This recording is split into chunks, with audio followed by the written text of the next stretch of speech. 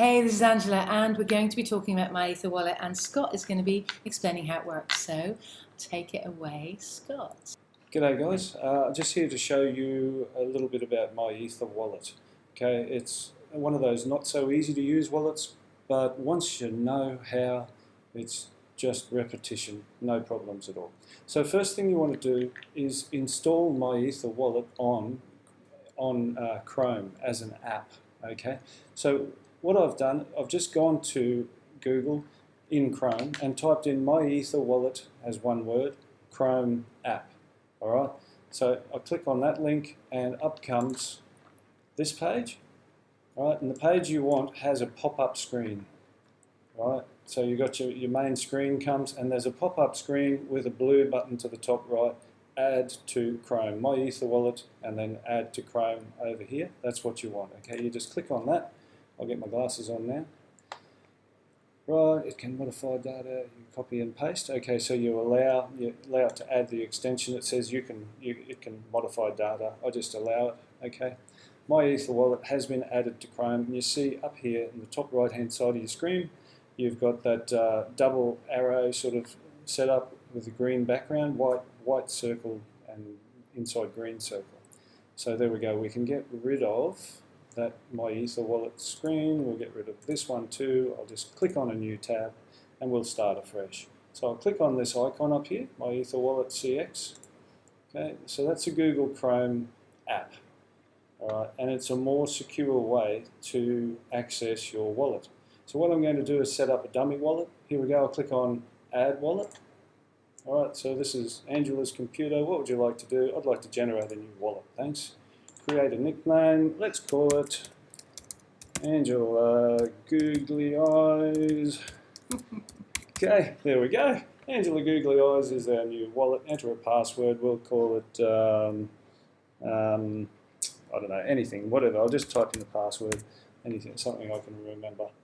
Alright, so the password is Eyes. Now this is a nickname that's stored locally on the computer. Alright, so it doesn't go outside the computer, so you need not worry about it being a name that someone else is using or anything like that. Alright, so we then generate the password, generate the wallet. You have to scroll down. That's the tricky part about these wallets. Usually, no, I've been fooled again. We're back again, we've discovered it. That was fun. All you have to do in Apple is hit enter. Normally in Windows computers there's a button there. Okay, so something new every day with every different version of programs. Alright, so it came up, we hit enter, it'll say, I hit enter again, it'll say this wallet's already been created. A wallet with this nickname already exists, so it won't let me do it. Alright, so kill that. Now, we want to enter the wallet now. And so, key store file, okay, so select wallet file. No, gone the wrong way again. Okay, so what I normally do is just go into my Ether wallet up here again, and I select Angela Googly Eyes. No, I don't. I go into my wallets. Okay, this is counterintuitive the way it works, so it gets me every time. There's Angela Googly Eyes. Over here you've got the option to edit the wallet or view it or kill it. Okay, so I'm choosing to view it. Okay, my wallet's encrypted. Good, it says. So I'll type in my password. Remember, I always use on-screen password. Okay, on-screen keyboard to put in passwords, except for just now. Okay, because this is a disposal wallet. This one we're not going to use. Okay, view wallet info. Jolly good. So you come here, and this is different as well. Normally, the screen up here remains, okay, all this section, and this is down below. So if it's not there, just scroll down and you'll see it. And Apple doesn't work the way that Windows works. Okay, so this is your wallet, this section here that I'm showing now. All right, so there's your address. First thing I do, right, copy and paste that into a Word file, and I have a memory stick there. That's my personal preference. It's not advice, it's just what I like to do. Then I download the key store file, okay, and keep the Word file open actually. So I download the key store file. So you go download, All right, so that's downloaded onto your computer. Now in Windows, up the top right, it'll show a little arrow with the downloaded file. In Apple, I noticed down here at the bottom, it's got the UTC file. Okay, this UTC file is part of the encrypted keys that you have. To unlock the encryption of those keys, you use the password that I put in, eyes. Okay, so eyes plus the UTC file will unlock it. So you get that UTC file and you save it. And that's trying to open it. You can't open it, all right, because it's an encryption file. You have to actually show it in folder. There it is, all right, that one there. And you want to cut it out, all right? So don't copy it. You want to cut and get it off your computer. Okay, so I see Angela's got some previous UTC files here. She needs to get them off the computer and onto the memory stick. Okay, so I'll cut and paste that onto the memory stick straight away. That one I will just delete because this is going to be, okay, it's Apple, I don't know how to delete. I'll just right click and hit delete. But there's no delete button. Okay. Okay. Okay, do this. Highlight it. Right click. Oh, normally you can delete it. Okay, so it's being difficult. Just We because can move we're it to filming. trash. Move to trash, that's good. And then we'll empty the trash. Alright, so we're big about security. We don't want to leave any trace of my Ether wallet on the computer apart from the Chrome entry. I'll get it in there again. Alright, so we'll go back to our wallet. Getting confused, getting a little bit thinking this is too hard. It's not. All I've done so far is copied my address into a Word file, kept that Word file open. Copied or downloaded the key store file and taken that off the computer onto a memory stick. Now we move to our private key. Alright, this is the danger one. Alright, so you want to look at it, cut and paste it into the Word file. Okay, so copy it and paste it into the Word file so that you've got a copy of your private key, because if this computer gets burnt or something, then you've lost the access. Okay, so you want the private key. That's another way of accessing my Ether wallet. It's not a secure way, it's not recommended, but it's there as a backup. Okay, now the next option down, print paper wallet. Unless you have a printer that you're never going to connect to the internet, I recommend not doing that. My personal preference, because printers are just memory storage devices. They store a copy of every page that you've ever printed out, and here you are printing out your private keys. Here, this is what the paper wallet prints, your address and your private key encrypted there, as well as an actual typed out version of your private key and your address, okay?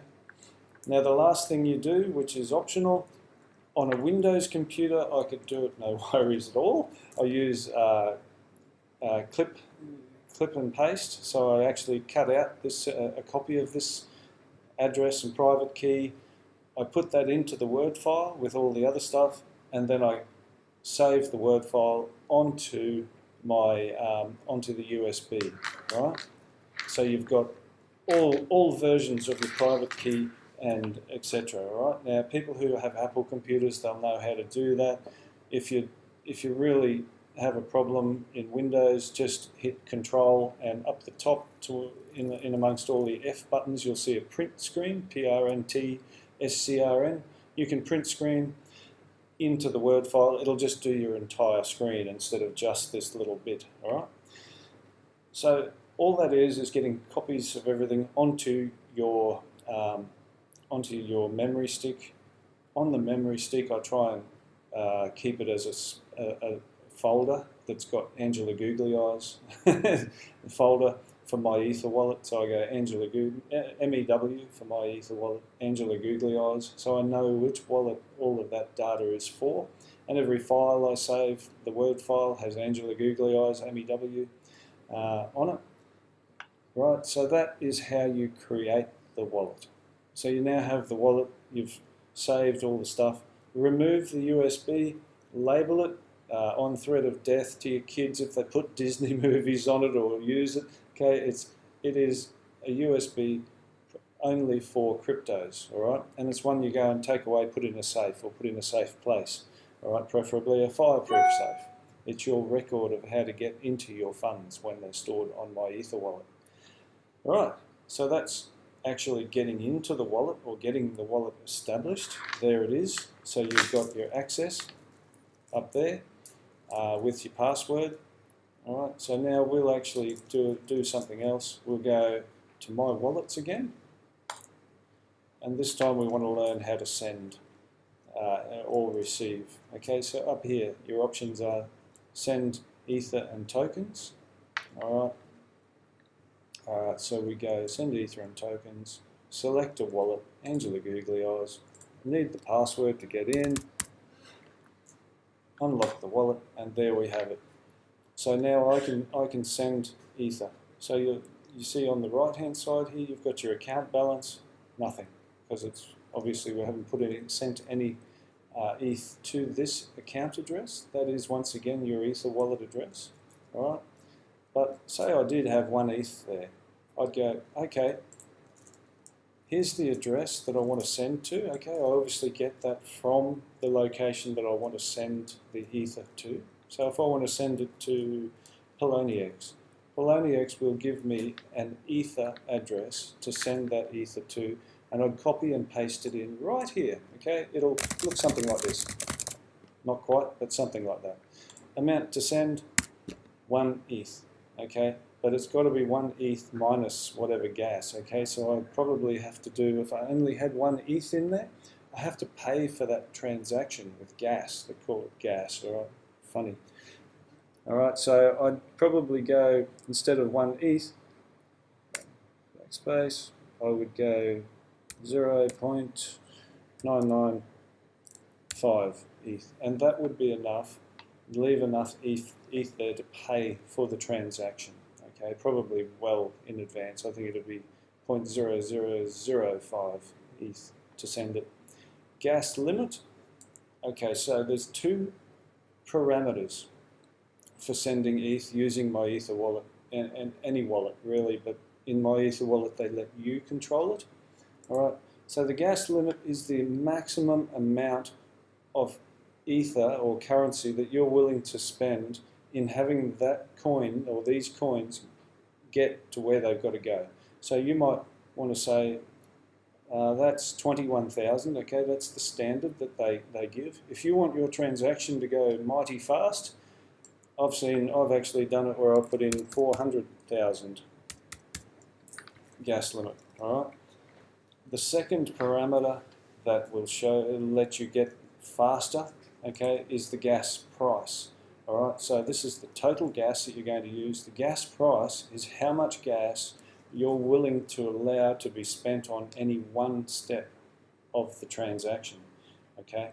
Now, you see here it's got gas price 21 Gwei, not so fast, fast, and fast AF. Well, I'll let you guess what fast AF stands for, all right? It's not my doing. So I'm just ripping that straight up to fast AF, all right? So that's the fastest price that they'll give is 60 Gwei.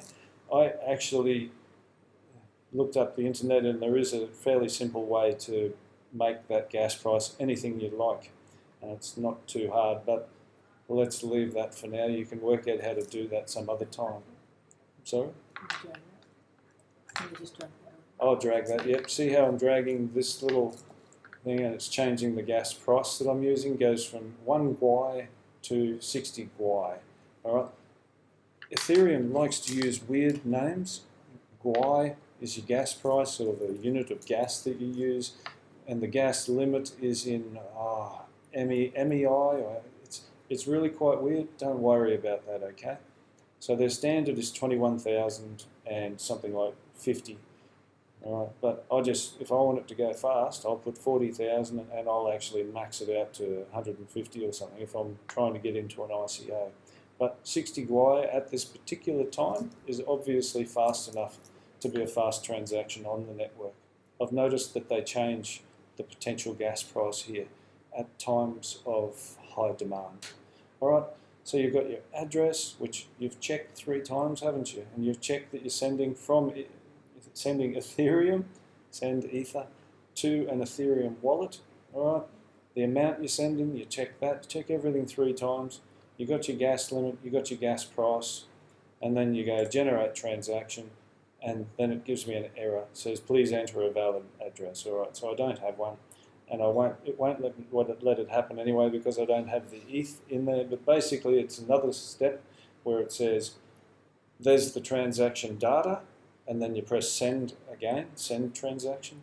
Then it comes up with a message that says, do you realize that you're sending stuff out on the blockchain? Yes, proceed, or no, get me the hell out of here, right, are your two options. Once you click yes, proceed, then it'll give you a couple of icons down the bottom left of your screen, and they'll allow you to check that the transaction progress on the blockchain, okay? So you can actually watch how it's going. And once it says complete or whatever it says, then it's all good. Guys, I'm not an expert. I hope I've been helpful. Google Chrome is, according to my Ether wallet, a secure way of accessing my Ether wallet. Apart from that, you know, I have used UTC file plus password to enter it, and I've used private key to enter, you know, copy and paste it, and my Ether wallet doesn't like it there. So it's not a secure way, you shouldn't be doing it. So I tried Google Chrome app, and they said, well done, you know, it's a secure way to enter. So that's exactly what I've shown you. All right, have fun. And maybe next time we can talk about how to access your Ledger Nano with my Ether wallet, which is really easy to do, and it actually allows you to use your Nano wallet just like my Ether wallet, where it can receive all the tokens and access all the tokens that my Ether wallet will. Signing out, have a great day. Thank you very much.